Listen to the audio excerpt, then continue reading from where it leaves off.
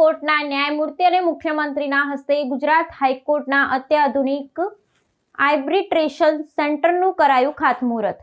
અમદાવાદમાં ગુજરાત હાઈકોર્ટના પરિસરમાં ન્યાયિક વ્યવસ્થાને વધુ સુદૃઢ બનાવવાના હેતુથી એક મહત્વપૂર્ણ કાર્યક્રમ યોજાયો હતો। સર્વોચ્ચ અદાલતના વરિષ્ઠ ન્યાયમૂર્તિ સૂર્યકાંત અને રાજ્યના મુખ્યમંત્રી ભૂપેન્દ્ર પટેલની ગરિમાપૂર્ણ ઉપસ્થિતિમાં ગુજરાત હાઈકોર્ટના પ્રોપોઝેડ અત્યાધુનિક આર્બિટ્રેશન સેન્ટરના લવાદ કેન્દ્ર નૂતન ભવનનું ખાતમુહૂર્ત સંપન્ન કરવામાં આવ્યું છે। આ ઐતિહાસિક ક્ષણે સંસ્થાકીય આર્બિટ્રેશનના પડકારો અને ભાવિ દિશા વિષયો પર આયોજિત 2 દિવસીય રાષ્ટ્રીય પરિસંવાદનો પણ વિધિવત પ્રારંભ કરવામાં આવ્યો હતો, જેનો હેતુ વૈકલ્પિક તકરાર નિવારણ પદ્ધતિઓને વેગ આપવાનો છે। આ ભવ્ય સમારોહ દરમિયાન મહાનુભાવોના હસ્તે આર્બિટ્રેશન સેન્ટરની અદ્યતન વેબસાઇટ અને વિશેષ ન્યૂઝલેટરનું લોકાર્પણ પણ કરવામાં આવ્યું હતું। ગુજરાત હાઈકોર્ટના મુખ્ય ન્યાયમૂર્તિ સુનીતા અગ્રવાલ તથા અન્ય વરિષ્ઠ ન્યાયમૂર્તિઓની હાજરીમાં યોજાયેલા આ કાર્યક્રમમાં આંતરરાષ્ટ્રીય કક્ષાની સુવિધાઓથી સજ્જ બનનાર નવા ભવનની રૂપરેખા રજૂ કરવામાં આવી હતી।